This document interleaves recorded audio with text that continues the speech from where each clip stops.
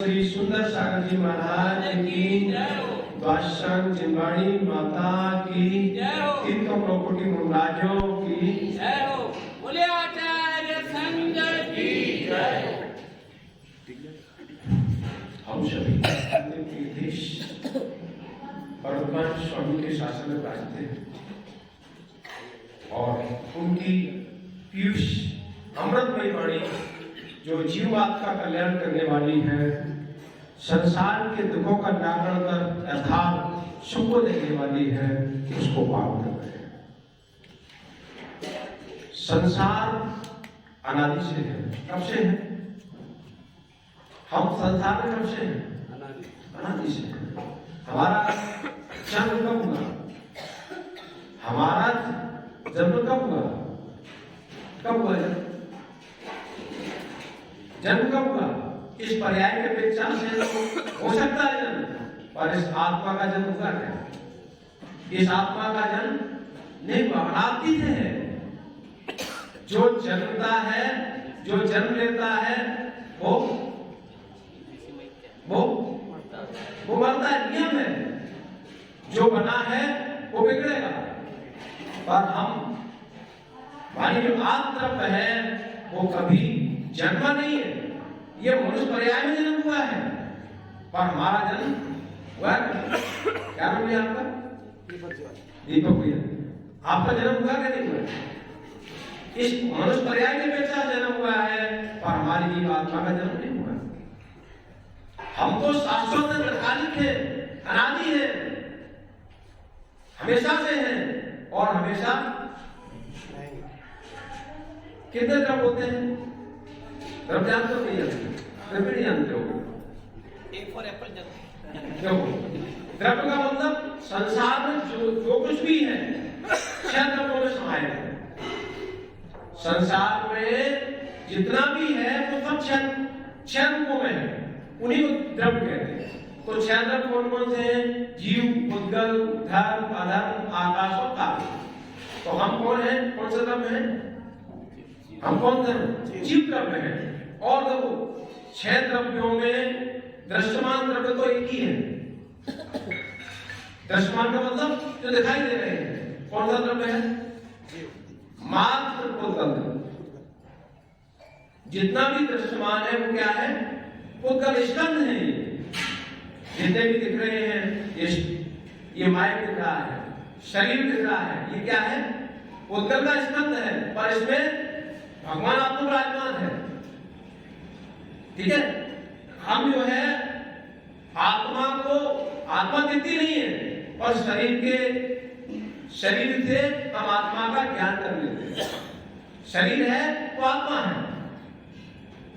हमारी नाड़ी धड़कन चल रही है तो है आत्मा का नहीं आत्मा। यदि नाड़ी की धड़कन चल रही तो आत्मा है नहीं। यदि नाड़ी धड़कन बंद हो गई तो क्या हुआ? आत्मा हंस निकल गया, शरीर रह गया। पर हम आत्मा निकली है, आत्मा की मृत्यु होती है क्या? मृत्यु आत्मा की नहीं हुई है, आत्मा ने शरीर को छोड़ा है। शरीर को छोड़ना ही मृत्यु है। जो हम मृत्यु कहते हैं वो शरीर ही छोड़ना मृत्यु है। हम आदिकाल से इस संसार में भ्रमण कर रहे हैं। आज मनुष्य बने हैं, कभी स्वर्ग भी जाएंगे, तो कभी नरक भी जा सकते हैं। कभी हम पशु पक्षी भी बन सकते हैं। वृक्ष जीव होता है नहीं? वृक्ष में जीव होता है क्या? वृक्ष भी जीव है। वृक्ष भी कभी हम बने। चिंतन करो वृक्ष भी जीव है, अपनी जैसा जीव है। क्या स्थिति है उसकी? गर्मी पड़ेगी तो कोई एसी लगाने जाएगा उसके पास। जब गर्मी होगी तो कोई एसी लगाने जाएगा उसके पास। धूप में तप रहा है, असीम दुखों कष्टों को सह रहा है। कोई उसको तोड़ रहा है, कोई इसको काट रहा है, कोई छिंदन कर रहा है। क्या कर रहा है? मात्र दुखों को भोग रहा है, प्रतिकार कुछ भी नहीं कर पा रहा है। संसार में 3 तरह के जीव हैं। संसार में 3 तरह के जीव हैं। एक है कर्म फल चेतना को भोगने वाले, दूसरे कर्म चेतना को भोगने वाले, और तीसरे हैं किसको? चेतना यानी ज्ञान चेतना को भोगने वाले। जो हमारा आनंद है वो ज्ञान चेतना में है। जो हमारा आनंद है वो ज्ञान चेतना में है। ज्ञान चेतना भोगने वाले कौन है? कौन है? जितने भगवान में जो हमारे आराध्य हैं वो सब क्या है? वो जीव है कि नहीं? जीव भैया कि जीव भैया? जिनकी हम आराधना करते हैं वो जीव है, अजीब?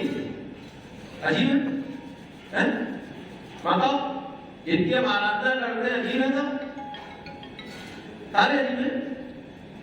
जिनकी आराधना हम करते भगवान की, अजीब है भगवान? भगवान अजीब है? इतना सी मुझे बात है, ये नहीं निर्णय कर पा रहे। मुझे बताओ, जीव है अजीब भगवान? दीपक भाई,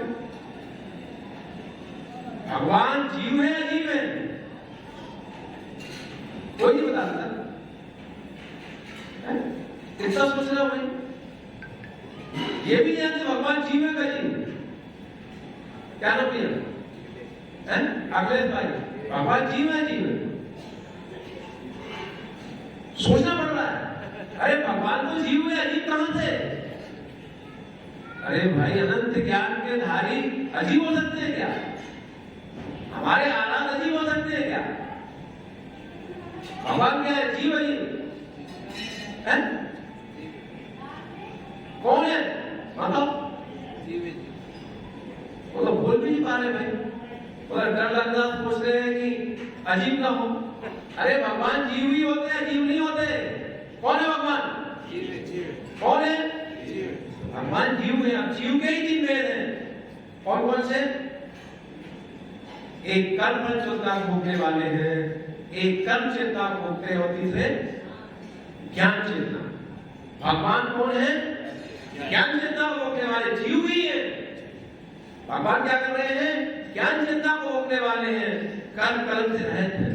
अब दो संसार के प्राणी 2 तरह के हैं, एक कर्म फल चेतना को भोगने वाले और एक कर्म चेतना को भोगने वाले।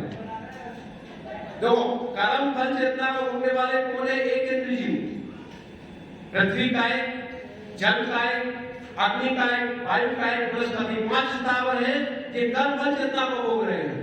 वृक्ष है, अपना प्रकार नहीं कर सकता।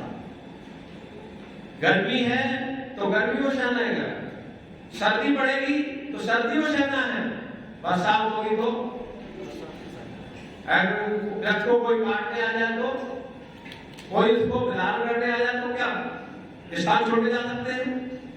कोई पशु पक्षी तोड़ने आ जाए तो जा सकते हैं क्या? ये क्या है? ये कर्म फल चेतना भोग रहे हैं। ये केवल भोग रहे हैं, अपना प्रचार नहीं कर सकते। 2 इंद्रिय से लेकर 5 इंद्रिय, अब क्या इंद्रिय है? 5 इंद्रिय। ये सब कौन है? ये कर्म चेतना भोगने वाले। ये पूर्व जो कर्म किया था उसको भोग रहे हैं और अपना प्रचार नहीं कर सकते हैं। किसी ने हमें लगा कोई आपत्ति आने वाली है तो स्थान छोड़ देते हैं। कर्म फल चेतना, कर्म फल चेतना वर्तमान में हम कर्म चेतना भोगने वाले, कर्म चेतना, और एक इंद्रिय कर्म फल चेतना, वो अपना प्रचार नहीं कर सकते और हम प्रचार कर सकते हैं। पर हम तो ऐसे सौभाग्यशाली पर्याय प्राप्त किया है जहां हम इन कर्मों से भी मुक्त हो सकते हैं, अपनी ज्ञान चेतना को भोग सकते हैं। क्षमता हमारे पास है, क्षमता हमारे पास है, केवल सत्यार्थ का बोध चाहिए।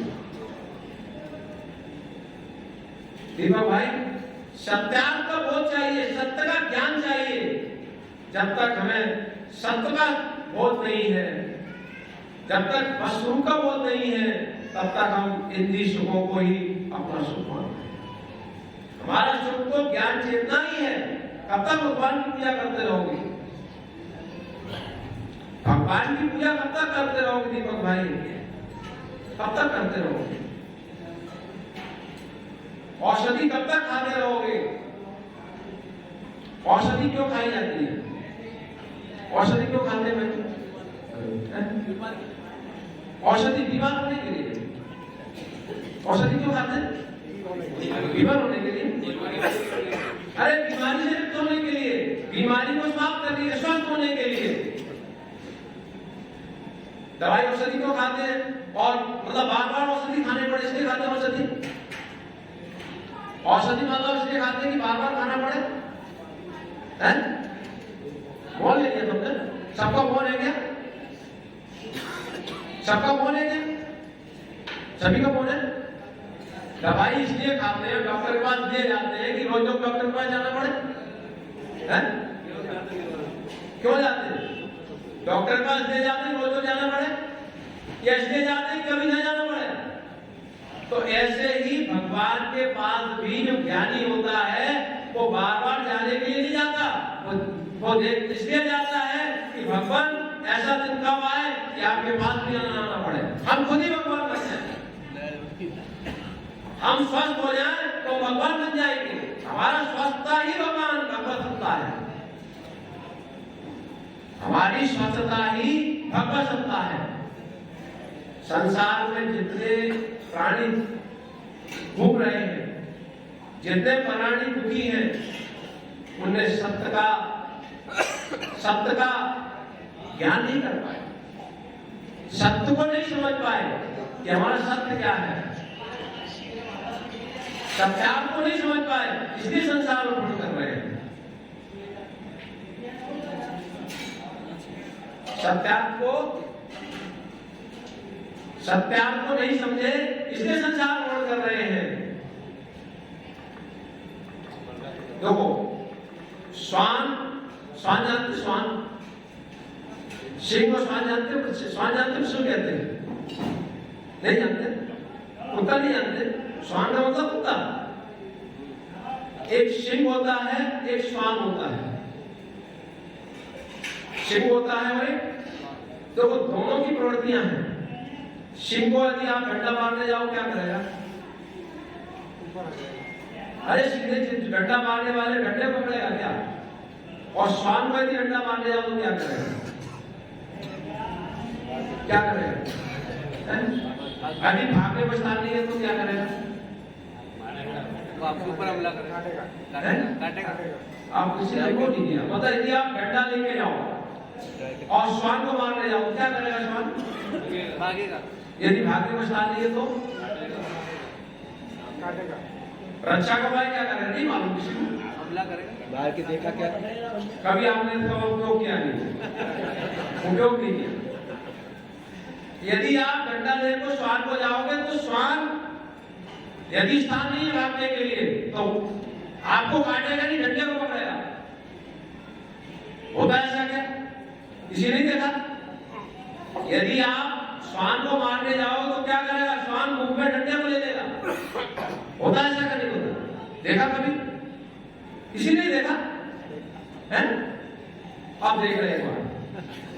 यदि आप श्वान को मारने जाओगे तो श्वान तुम्हें काटने नहीं आएगा, वो डंडे को पकड़ लेगा मुझे। तो हमारी वृत्ति संसार के जीवों की वृत्ति श्वान के समान ही है। हम निमित्तों को दोष देते हैं। हम किसको देते हैं? निमित्तों को दोष देते हैं। जब भी हमें कोई संकट आता है, जब कोई मुसीबत होती है तो हम देखते हैं अमुक व्यक्ति कारण हुआ।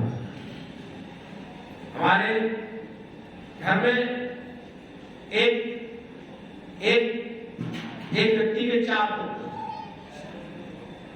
पिता के 4 पुत्र, किसी से पिता को किसी से लाभ ज्यादा है और किसी से कम है। ऐसा होता है कि नहीं होता? तो ये क्यों ऐसा? पिता के लिए तो 4 पुत्र समान ही थे, पर भेद क्यों आता है? ये भेद भेद करने वाला यथार्थ में पिता दिख रहा है, और यथार्थ में हमारी पूर्व की करतूती है। यदि हमारे पूर्व के कर्म न होते, भिन्नता न होती, चारों भाइयों कर्मों में भिन्नता न होती, तो पिता का जो है दुलार चारों पर बड़ा किस्ता। मतलब जिसका पुण्य का उदय है उसका पिता भी दुलार उसी में जाना देता है, जिसका अशुभ का उदय होता है पिता का दुलार भी कम आता है। संसार में पर होता क्या है, हम दोष किसको देते हैं? पिता को, निमित्तों को दोष देते हैं, पर नहीं देख पाते निमित्त के पीछे भी हमारा पूर्व की कर्म का उदय, हमारी करतूती छिपी है। यदि हमारे जो भी संसार में शुभाशुभ फल है वो हमारे पूर्व कर्मों का ही उदय है। जैसा हमारा कर्म का उदय होता है वैसे फल होता है। 5 पाप कितने होते हैं? कितने होते हैं? पाप कितने होते हैं? 5 पाप करने से क्या जाता है? स्वर्ग जाएंगे। पाप करने से क्या होता है? ये तो जानते हैं कि 5 पाप कौन से होते हैं? ये तो मालूम है कौन कौन से होते हैं? खड़े हो जाओ, खड़े हो जाओ। नहीं, कौन कौन से 5 पाप होते हैं? देखो, 5 पाप होते हैं: हिंसा, झूठ, चोरी, खुशी, परिग्रह। पाप जो हमें पतन कराए, जो हमारे दुख का हेतु है, वो पाप है। सब जानते हैं, हर व्यक्ति जानता है कि पाप करेंगे तो हमारी दुर्गति होगी। तो पापों में छोड़ना है और भगवान की भक्ति करना, प्रभु की भक्ति करना है। और एक दिन ऐसा आए कि प्रभु की भक्ति भी छूट जाए। ये प्रभु की भक्ति करना तो बात औषधि है, पर औषधि भी ना खाना पड़े। एक दिन ऐसा समय आए कि मैं भी भगवान की तरह सिद्ध सलामत राजमान हो जाऊं, मैं भी भक्ति ना करता रहूं, मैं भी भगवान बन जाऊं। ऐसा जीवन में ये सब कब आएगा? जब हम शास्त्रों का चिंतन करेंगे। देखो, मंदिर सभी आते होंगे, मंदिर आने के साथ एक काम और चालू कर दो, स्वाध्याय और कर दो। हमने पूछा 5 बार, ये बहुत छोटी सी विषय है, अब ये भी नहीं हम नाम जानते। हमने जैनपुर में जन्म लिया है, सौभाग्य हमारा। कितने जीव ऐसे हैं संसार में? सारे सब जैन हैं। जैन है क्या? कितने तो अल्पसंख्या है, और उसमें अल्पसंख्या में भी कितने लोग भगवान के दर्शन करने आने वाले हैं। तो हमने जैन को बुलाया तो कम से कम मंदिर जाए। मंदिर जाने के बाद अल्प समय हो, भले कम समय हो, 1 लाख जरूर पढ़ो, स्वाध्याय को बुलाओ, जिससे वस्तु को हमारा ज्ञान हो, इस मनुष्य पर्याय का हमें लाभ प्राप्त हो। नहीं तो मनुष्य पर्याय यूं ही निकल जाएगी, अनंत पर्याय ऐसी निकल गई। पर ऐसा उद्योग मनुष्य पर्याय में कि हम भी अपने स्वरूप को जाने, अपने यथार्थता को जाने, नहीं तो हमारा इस मानुष भाव का पाना में कोई मतलब नहीं है। और यदि हमने अपने आप को समझ लिया तो एक दिन ऐसा भी आएगा कि हम भी अपने सत्स्वरूप को मान जाएंगे और ज्ञान चेतना में स्थापित हो जाएंगे। फिर हमारे दुखों का पूर्णता से क्षय हो जाएगा और आनंद सुखों को प्राप्त कर लेंगे। बोलिए आचार्य शिष्टाचार्य जी महाराज जी की जय।